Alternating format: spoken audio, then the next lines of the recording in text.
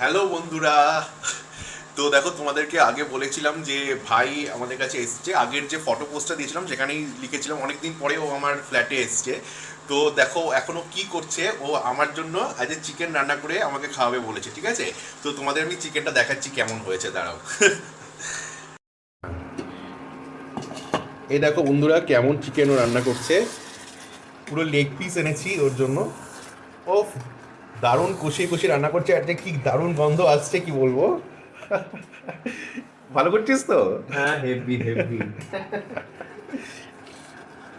দেখো কি কালার এসছে, এখনো পুরোপুরি হয়নি মাংসটা, আরো অনেক কিছু আছে, আলু টালু সব কিছু দেওয়া হবে, মশলাপাতিও আছে। তো দুর্দান্ত কালার এসছে, আজকে তো জমিয়ে খাবো। ও আজকে দারুণ মজা, তাই না? হ্যাঁ, হেভি মজা।